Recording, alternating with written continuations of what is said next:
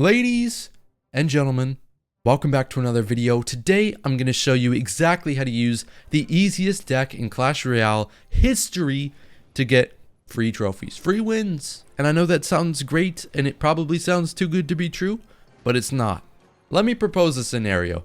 You're a very high skill classic logbait cycle player, okay? And for whatever reason, you drop 300 trophies, you're down tilted 300 trophies, and you cannot get back up for the life of you. I propose a solution. You switch to this deck for 20 to 30 minutes, win all of your games, go back to classic logbait like nothing ever happened. It's the only thing you need to do, okay? The only thing. Well, there's a couple of and I say couple, when I say couple, I mean two. There are like two strategies you need to know about this deck in order to have success with it, and I'm going to cover them in today's video. Okay, so during the intro, we just lost an entire tower. The reason I don't care is because I was able to get a pump down, and I have the elixir lead. Those are some of the biggest things you want to do with this deck. That's hitting the tower. That is ridiculous. Oh my goodness. The Skelly King with the splash damage. That guy's like 3 tiles away from the tower still doing that. But yeah, we used the ability to get rid of the Mega Knight. But basically, we want to push with three different conditions. One, we are up in elixir. That's quite obvious. It's going to be way tougher for your opponent to defend you when you're up elixir. Two, you're counter pushing. Let's say I play a Night Witch on defense like here, or I played a Skelly King. I want to go in using that because it's my defense, the D word. We don't like that word here. You do that basically. Or you wait for your evolutions and you push in with your evolutions. Well, you don't wait. You wouldn't wait. You push in single anyways. It kind of depends. Every match is different, but obviously your evolutions are going to give you an advantage, so you want to use them. We're trying to spell bait as well here. I mean, I really don't have to explain how I'm taking towers. We went up a ton of elixir. We went Night Witch in the back on defense and E-Golemed in front, and it only takes 3 elixir to do that. So we literally just won like straight away because I have big pushes in both lanes that is very hard for my opponent to stop, no matter what deck they're running. And so here, all we need to do is rage up this E-Golem, and we're going to be able to take the King Tower, because without a building, nothing you can do against the E-Golem. So, first game, really freaking easy. Facing off against blue, we're starting off with the Skelly King in the back in response to this bomber. Now, the thing is, we want to kind of examine what he's playing at the beginning of games, try and figure out what his counters are, so that we can think of strategies and ways to work around them. And so here he used his zap and his bomber, so I'm just right away going with the E-Golem, and we get a Skelly King ability in the other lane. We're going to rage this too. He uses the bomber, which does clear out most of the Skelly King, although he did also use his arrows, which is, you know, questionable. I guess you have to be careful because the Cannoneer, even against like 5 Skellies, is going to completely demolish you, or you're going to completely demolish a Cannoneer, sorry, with 5 Skellies. But basically, like, you see how easy that was? It depends, you know, sometimes it's different. Sometimes we might be up in elixir, sometimes we might be counter pushing, all that lovely stuff. There are different ways to go in with E-Golem pushes, but you need to pick one, and you need to be able to stick to it throughout the game pretty much. So pick some strategies based on what your opponent's playing, and then just cook, just like that. So here we see our opponent's playing bridge spam. It does not, I'm just going to ignore this, honestly. It's not worth it using the Night Witch, because I'd rather use my Night Witch to build up a push, and I'm not going to push into the King Tower just yet, if at all. Maybe it depends this game, depending on what he does. Defending the D word, sorry, I told you we don't like to use that word. It's kind of interesting. Oh, I screwed up my skellies. It's kind of interesting. For me, the rule of thumb is if I can get away with sacking it, I will sack it. If I can't, I will defend it. So like there, we had a P.E.K.K.A. coming in on the King Tower, and obviously we got to defend the P.E.K.K.A., okay? But we use our bats that we used for defense to counter push with. Oh my god, he has a Skelly, or a bomber, oh my god. Okay, but this is okay, right? Because we're not going to lose our tower from this.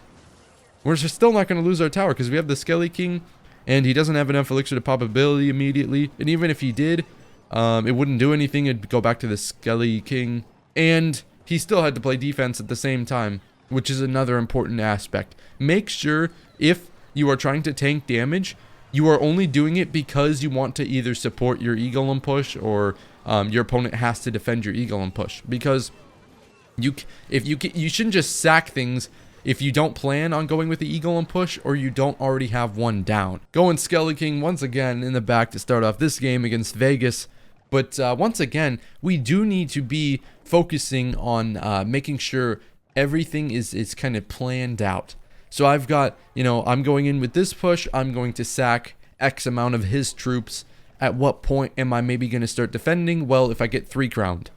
Obviously, Egolem's really good because you're going to be able to 3 crown everybody way faster than they're going to be able to 3 crown you. So, in situations like these, we've got a Goblin Giant Bowler coming down, and I don't give a damn. I don't give a damn.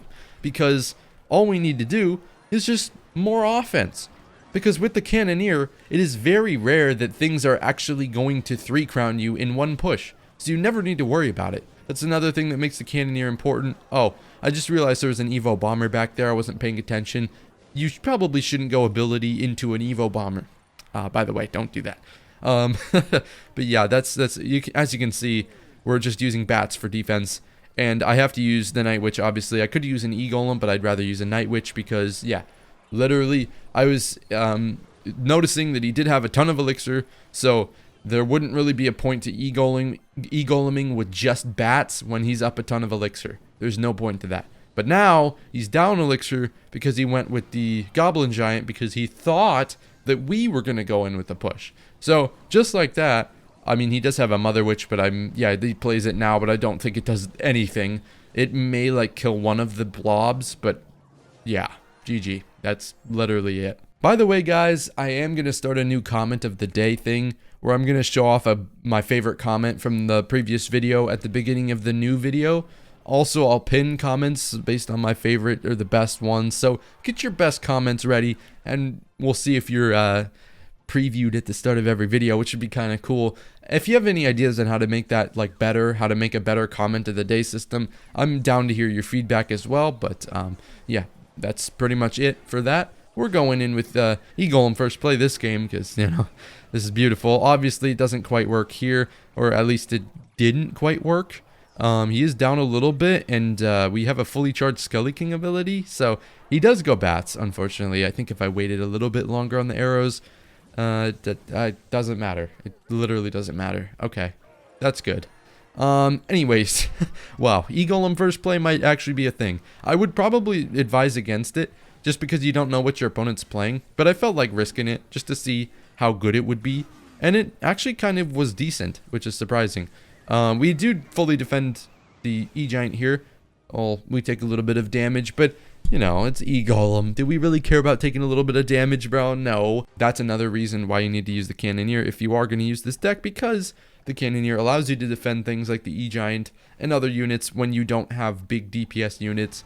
I'd say the Night Witch is a good DPS unit, but she's more of a support troop for our push than she is an actual DPS unit, so we kind of don't want to use her on defense the majority of the time. And so basically here, I'm just going to ignore this because I can go E-Golem bats in the pocket, and I physically can't defend his push, so that's a good time to not play defense because I can't play defense if I wanted to. It's not that I'm no skill and I play E-Golem cycle, guys. We arrows. We hit some Evo bats. Oh, I didn't hit the thing I was trying to arrows, but it doesn't matter. I don't need to hit arrows to win games with E-Golem. What are you, stupid? Yeah, oh, wait, this is, well, I think we can defend for 17 seconds. We're just going to drag things back up here so that the only thing we have to deal with is the E-Giant. I guess there's a Barbarian up in there for some reason, but I missed my arrows again. It doesn't matter, okay? It doesn't matter. Maybe just the usage of one brain cell is kind of like shutting off my ability to freaking hit arrow spells. Dear God. All right. We got, what does that say? Mershod? Okay. Wow. That is definitely, I'm adding that to my nameplace animal thing collection. Mershod. And if anybody asks, oh, hey, that's not a real name. Yes, it is. Yes, the hell it is. We're facing him right now. So, anyways, Firecracker, annoying because we take a bunch of damage, obviously. It looks like he's playing the recruits. Do you even call it bridge spam? It's just like bridge. I guess it's bridge spam. Recruits bridge spam. We actually activate King Tower off Firecracker with the Cannoneer, which is a little difficult to do, but we actually get it done there. So, I will go with another pump. because I don't quite feel like going in against this type of deck yet when he could pressure me really hard. And I could just pick a better time to go in where he couldn't pressure me at all. So we're just going to wait for this pump to get some good value, and then we're going to go in. So like here, ooh, yeah, here's a great opportunity. Sorry, I had to hiccup. Well, I don't think it was a hiccup. It was more like a burp, but like, I don't know. I'm sorry. It doesn't matter. It doesn't matter. What matters is we're about to take his entire tower. Wow, that's not even... I just did that to apply pressure so he'd spend more elixir, and he just ended up sacking the whole thing. So that was interesting, I guess. We'll just rage it up. There's no reason not to. Use... What? There's a mega... Wow, I didn't expect a Mega Knight. I really didn't. But the good thing is we're actually getting a ton of damage on the Mega Knight. And we're getting a ton of damage on the tower. Oh my god, the Mega Knight's like literally already dead. We use a Skelly King up here. It does distract the Goblin Gang, and it does... We have the arrows here. But yeah, it does distract everything there. So a really nice Skelly King. And so obviously, when I say we want to play no defense, I don't mean literally no defense. I mean less defense, okay? We don't want to play as much defense. We only want to play like defense when I don't have a push going, or I don't need to start up a push, or, you know, we're going to lose a tower, stuff like that. So I kind of already explained all that, but we are going to apply opposite lane pressure so that he has to focus on defense and he can't back up this push anymore. And since he can't back up the push anymore, we should be able to pretty much defend the whole thing. And the Mega Knight's jumping all the way back into his own tower. Meanwhile, we actually managed to pretty much take in the left lane. Here we're going to get arrows down, and so we do take a lot of damage, but I don't think we're going to lose either one of our towers.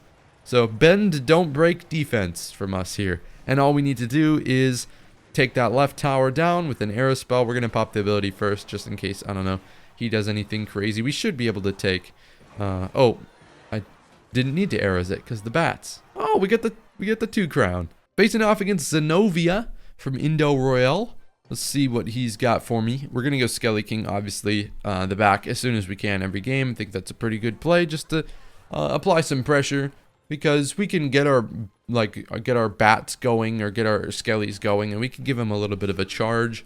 So here we're just going to arrows. We tank the Night Witch because, well, she doesn't even die, but it's pretty simple right here. And the E-Golem is going crazy, and so he spends a lot of elixir on the other lane, so we go in with the Night Witch rage, and yeah, just like that, we're up. What is that? 1, 2, 3, 4, 5, 7. No, the math is troubling me here. W defense, by the way, as well. We're about to get these bats going. I can't count. 3,600. 2,200. We're up 5,800 damage, guys, in the first minute of the game, because it did take me about like 30 seconds to do the math there, but that's a lot of damage. That is a lot of damage. I'm not gonna lie to you, that is a lot of damage, and we want to go up, obviously, as much damage as we can, because in order to win Clash Royale games, you do have to... Okay, where am I going with this? I don't know. It's like my mom told me once. Alright, so anyways, we're going to go in here basically in just a second with the Night Witch E-Golem push, although I do want to see what he plays on defense first, or I guess on offense. He wasted all of his elixir at the bridge, so he couldn't even afford a spell to kill the Evo Skellies. So, meanwhile, while he has to deal with the Evo Skellies plus Night Witch in the left lane, he's got a right lane push to deal with as well, and I highly doubt he's going to be able to pull this off.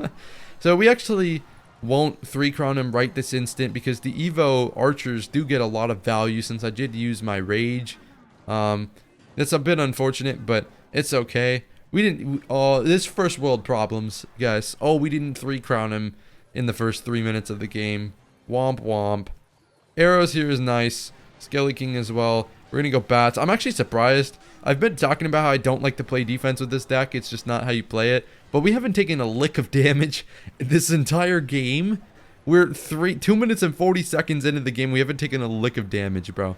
That's crazy. Oh, well, I did spend all of my elixir on offense because I thought the game was over already. So we will, unfortunately, take a lick, a very small lick of damage. But it's all good. Hope you enjoyed the video. Let me know your thoughts on this deck. Definitely try it out, especially if you're tilted, and make sure you guys have a great rest of your day.